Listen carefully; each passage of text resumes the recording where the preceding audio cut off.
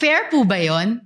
May ibang nagdesisyon, may ibang nagpagawa, kaya lang kayo yung nakalagay dun sa blanco na accountable officer, kahit hindi kayo ang nagdesisyon sa pag-encash, hindi kayo ang nagdesisyon sa ibibigay kay Colonel La Chica. Fair ba yon? Kayo po ang mapaparusahan? Alam ko po, ma'am, na alam po ni Ma'am Vice President Sara Duterte ang ginagawa niya. Miss Gina, alam niyo po ba kung lahat ng mga detalye dun sa acknowledgement receipts ay totoo? Yung petsa kung kailan binayaran na ang isang produkto o serbisyo, kung saan po binili o binayaran ito, kung ano yung item na yon at saka yung halaga. Alam niyo ba kung totoo lahat ng mga yon sa mga ARs? Nag-rely po ako sa security officer, ma'am, na si Colonel La Chica, ma'am, kasi siya po ang nag-implement, ma'am, ng mga activities regarding po in relation po sa confidential operation, ma'am. Kaya ako rin po tinatanong itong mga ARs kasi noon, may finlash po na AR na may pangalang Clarice Ontiveros. Kaapelyido ko po. Ang nakakagulat po, Miss Gina, yung petsa kung kailan daw binayaran ang Clarice Ontiveros ay February 24, 2023. Petsa po ng birthday ko. Napakalaking coincidence po. May reaction o comment po ba kayo sa ganong pambihirang detalye ng petsa? Tinanong ko na yung mga ganyan po na ERs, ma'am, biniverify at biniverify ko po kay Colonel La Chica. Tapos ang sagot ni Colonel La Chica, Ma'am Gina, sensitive information po yon at saka confidential in nature. At saka din siya naman po, ma'am, ang may alam. Siya po ang nag-implement po ng mga activities na in relation po sa confidential fund. At siya po ang itinalaga ni Vice President Sara Duterte na security officer po. So tinanong at binerify nyo ito na yung petsa nung AR kay Clarice Ontiveros ay birthday ko. Napansin nyo rin pala po na wow, parehong birthday dun sa isang Ontiveros. Hindi ko po alam na birthday po yun, ma'am. Sabi nyo kasi tinanong nyo at binerify nyo kay Colonel La Chica. Tinanong ko lang po kasi may iba pong ERs doon, ma'am, na wala pong firma, meron pong name. Ang iba po, walang date. Ang iba po, hindi po mabasa masyado ang pangalan, ma'am. Pero itong isang petsa, basang-basa. Anyway, ang pinaka-importante kong pangutana sa inyo, Miss Gina, no? May nagsasabi na dahil kayo ang SDO, kayo ang payee ng cash advance, kayo lang dapat ang accountable sa confidential funds na ito. Tinatanggap niyo po ba iyon? Yes po, kay bilang SDO po, ako po ang accountable officer, ma'am. So, kung wala pong alam si Colonel La Chica, kung wala pong alam si VP Sara Duterte sa paggamit nito, kung hindi ma-explain kung saan napunta ang pera, kayo lang ang mananagot. Tama po ba yun? Meron naman pong itinalaga si Vice President, ma'am, na si Colonel La Chica na magiging security officer po, ma'am, na siya po ang mag-implement, ma'am, kasi wala po akong eksperto, ma'am, kung paano po i-implement ang mga confidential activities po on the ground, ma'am. Miss Gina, wala naman pong implementing officer sa memo circular, wala pong implementing officer sa ibang mga dokumento. Ang importanteng job doon na kayo ang nagpupuno ay accountable officer. So, okay lang po ba yon na kung may mapatunayang ibang nagkasala, kayo ang mapaparusahan para doon?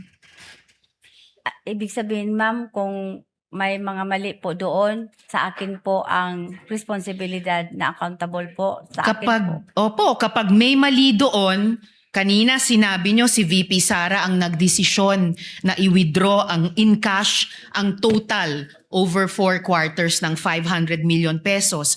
Kanina sinabi nyo na si VP Sara ang nagdesisyon kanino ito ibibigay, si Colonel La Chica. kung mapatunayan na mali yung mga ginawang iyon ni VP Sara, okay lang ba sa inyo na kayo ang mapaparusahan sa desisyon ng iba? Kasi ako po ang accountable officer, ma'am. So okay lang po sa inyo, kayo po ang sasalo ng sisi ng iba. Kindly wind up, Senator Judge. Winding Risa. up, Mr. Presiding Officer. Tama, fair po ba yon? May ibang nagdesisyon, may ibang nagpagawa, kaya lang kayo yung nakalagay dun sa blanco na accountable officer, kahit hindi kayo ang nagdesisyon sa pag-encash, hindi kayo ang nagdesisyon sa ibibigay kay Colonel La Chica. Fair ba yon? Kayo po ang mapaparusahan. Alam ko po, ma'am, na alam po ni Ma'am Vice President Sara Duterte ang ginagawa niya. I hope po alam niya ang ginagawa niya. And I hope po maging fair ang kinalabasan nitong lahat ng proseso sa inyo.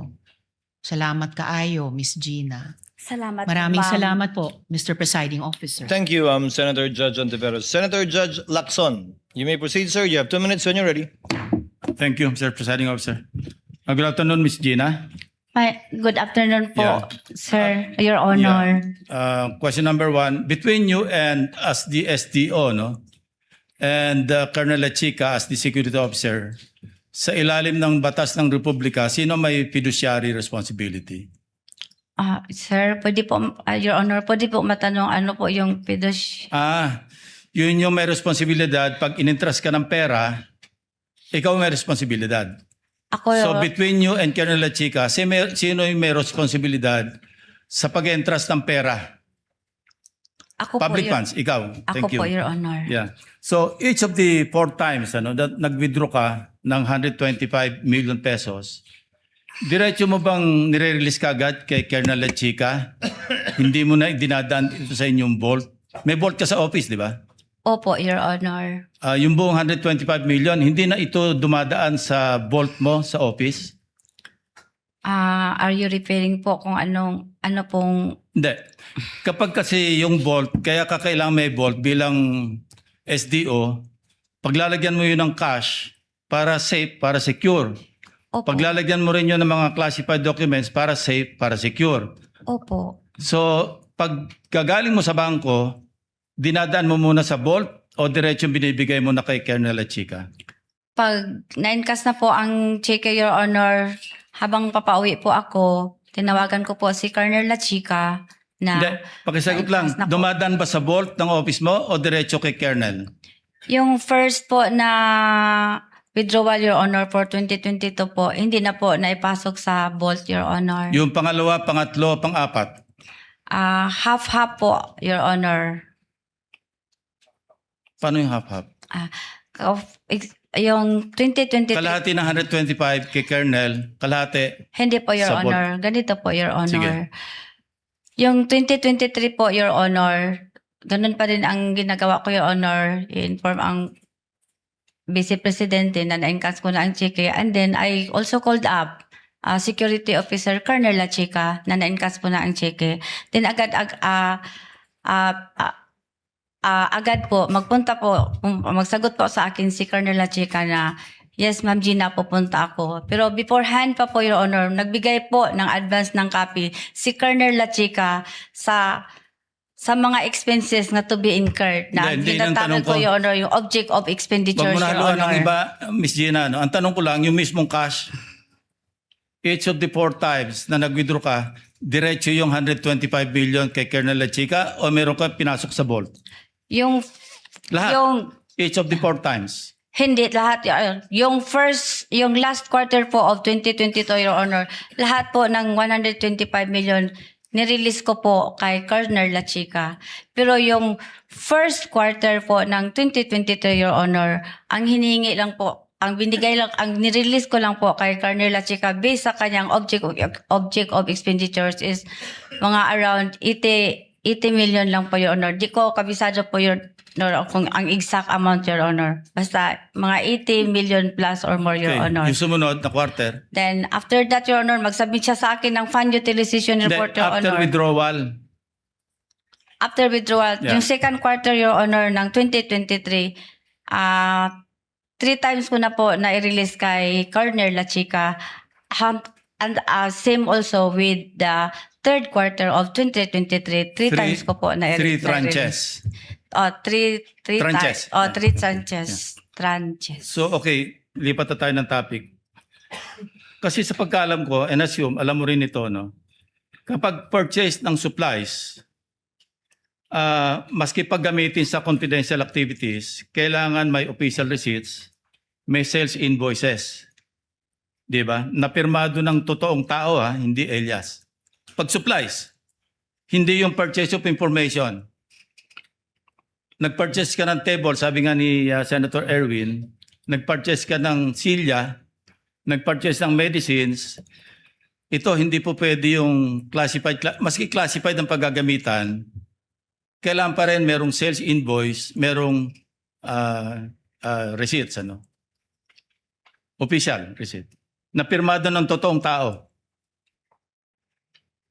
Do you agree? Sa